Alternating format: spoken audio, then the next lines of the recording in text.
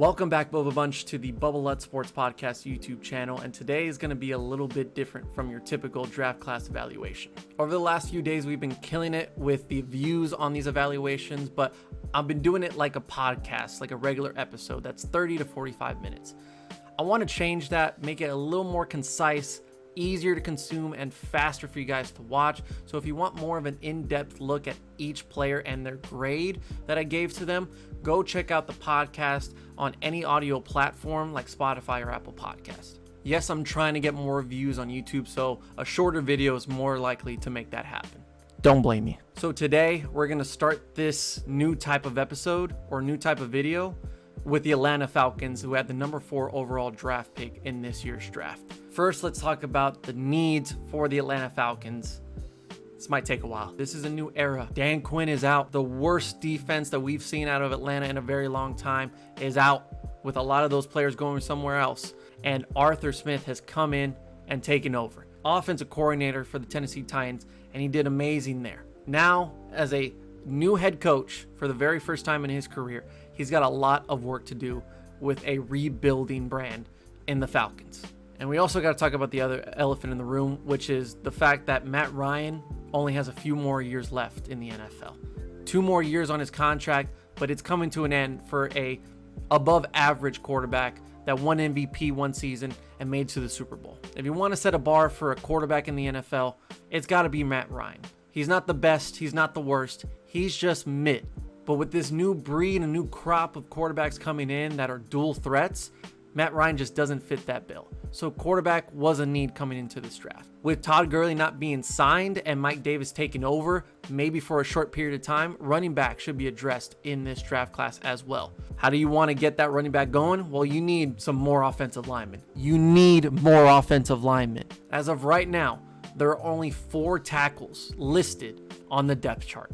That is unacceptable. And sadly, Atlanta fans, I'm sorry to say, every single position on defense needs to be addressed. It is depleted, it is too young to function, and it needs playmakers across the board. Let's get right into the picks, and we start off with a really good one. Tight end, Florida Gator, Kyle Pitts. Dare I say more about this man? Well, I'm going to continue. Outside of the quarterbacks, and even you can argue that with the quarterbacks in the discussion, he is the best prospect in this draft. Has been one of the best tight ends to ever come out of college. 6'6", 245, pure talent and ability. He is too big for corners to cover and is too fast for linebackers to even try to cover him. He's got amazing hands, catching ability is all there. The tangibles just check, check, check. This guy is the real fucking deal. He's an instant playmaker, and with the addition of Kyle Pitts to an offense that includes Julio Jones, Calvin Ridley, and even an aspiring Russell Gage, he can be the playmaker, the difference maker, really, on this offense. He's an A-plus player. However, the fact that they didn't address the quarterback position whatsoever throughout this draft, and they had the ability to draft Justin Fields or Mac Jones at this point in the draft, brings down my grade to Kyle Pitts of an A. Going into the second round, we go with safety at a UCF, the real national champions, not Bama, UCF. Richie Grant, one of the top prospects at the safety position in this year's draft. Fundamentally, this guy is a sound tackler. He's amazing at making a play happen by creating turnovers and popping that ball out. He's got a swagger to him. He's a tone setter when it comes to the defense, and they desperately need a playmaker like this in the secondary. So I'm so happy that the Falcons have reached out to get Grant, and they have granted themselves at least some potential or some ability to not be awful next year in the secondary. The only weaknesses that I saw in Grant in film was the awareness lacking when he wasn't playing high safety. When he's closer to the play from the very beginning, you start to see that the run recognition isn't the best with Grant, but he will get better at that. He is dominant when it comes to playing high safety. Needs some work over in the front 7 area when it comes to recognizing some plays. And some busting coverages, some miscommunication in the secondary. As a leader, you got to take responsibility for that. You got to get better at that. So communication is going to be key for Grant to be successful in Atlanta. We're moving on to the third round, and we get tackle out of Michigan, Jalen Mayfield. I'm not completely sold on this guy yet. He's a B- for me as far as a grade goes. Only started one full season at Michigan in 2019. He was a reserve in 2018, only played twice in 2020 before suffering a season-ending high ankle sprain. Look, I'm not going to lie. This guy's not going to jump out on film. He's not going to amaze you with his play. He will get the job done. He's good, sufficient, fine. More than half the time, this guy will take care of business. However, if you match him up against a powerful, strong defensive end with great hand technique, this guy is not your guy.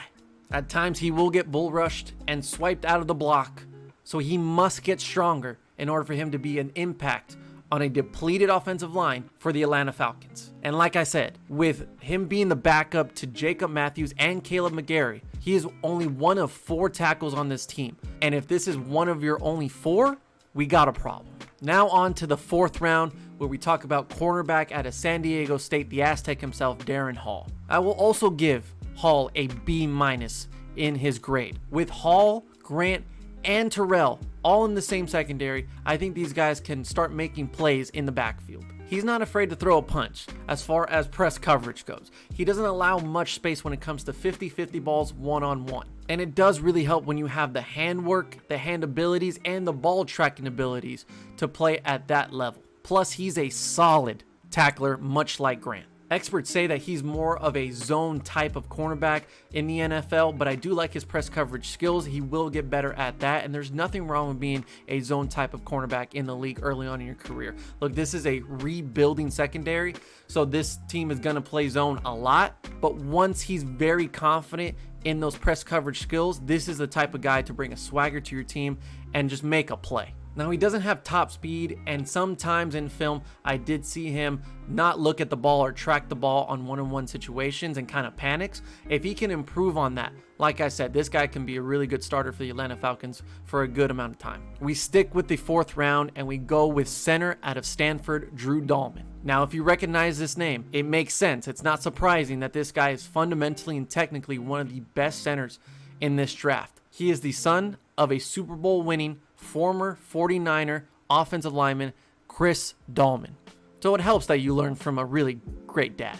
He's versatile when it comes to playing both guard and center. The fundamentals and technique, like I said, are off the charts. But I'm sorry, Dahlman, but being only 300 pounds in the NFL isn't gonna cut it. If he starts in the NFL, he's going to get bullied by interior linemen.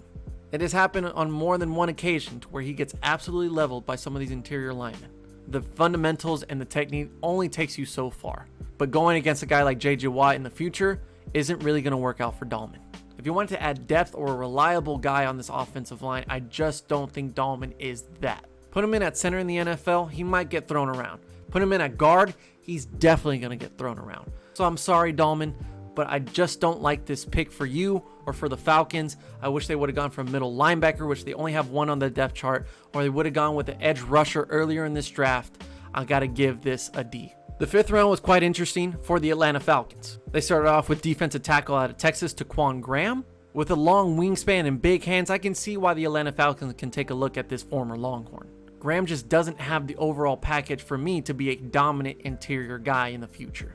Only showed some moments of great swiping and pull-offs off a block, but it's just not consistent enough. The only way I see Graham working out in the NFL is by his patience. Whether that's waiting for the quarterback to step up in the pocket and maybe run with the ball, or waiting for that run to come to him, this has the potential of being a very patient interior lineman or a run stuffer down the middle, but I'm not too high on Graham. Then we get defensive end out of Notre Dame. Let me give it a shot. Adetokunbo Ogundeji. Got it. Nice. Graham's a project, but this guy is the project. Has the same size to a Randy Gregory / Aldon Smith combination. Since joining Notre Dame in 2017, gained 60 pounds. His best year was obviously 2019 with 4.5 sacks and 3 forced fumbles. You may think that's all right, but imagine only starting one of those games that season. This guy was productive. Had some productivity in 2020 as well. You start to see the improvement week after week with this guy, but he still has a long ways to go, and he has a lot of work to do. New defensive coordinator Dean Pease coming out of retirement has a lot of work to do with this defense, but at least with this one, he can have some fun with. This is pure potential. This is pure physical attributes. We'll see what happens with Deji in the future. To end the 5th round, we go with the cornerback slash kick returner slash punt returner slash gadget guy, Boise State Bronco Avery Williams. Let's just put this on the table. He ain't playing corner. He's not even listed as a corner. I'll tell you why. He's 5'8" and less than 200 pounds. I'm sorry, Avery, but it's just not going to work out. But guess what? He played running back in high school, put up numbers as a kick and punt returner at Boise State, with some cornerback film in there as well. But I can't imagine that Arthur Smith, with a exciting Tennessee Titans offense that he had, would not use this guy in some shape or form as the next Taysom Hill for the Atlanta Falcons. He is fun, he is exhilarating, and is exactly what I'd like to see on Sunday afternoons. Finally, in the 6th round, we end it with wide receiver at Arizona State, Frank Darby. We've seen some exhilarating Sun Devils come out of Arizona State. I just don't think Darby is going to be one of those guys. If you're expecting Brandon Ayuk 2.0, this is not him. He's a great athlete, and he shows physical traits that you would love in a wide receiver. Solid releases with some dance moves in there as well. Darby is a great athlete, but he has the one thing you can't have as a wide receiver: drops. The 6th round is slim pickings, but you could have literally picked anybody on defense and said, we'll try to make it work. And it would have been better than drafting Frank Darby in an already great offense. So with that said, overall grade I would give the Atlanta Falcons is a C+. Give me your thoughts on the Atlanta Falcons draft class in the comments down below, and tell me who your favorite player out of this draft class is. I think it's pretty obvious that it's Kyle Pitts. It's a long ways to go in Atlanta, and it doesn't end with the NFL draft. It's only the beginning. So Arthur Smith, I applaud you for taking this roster. Godspeed.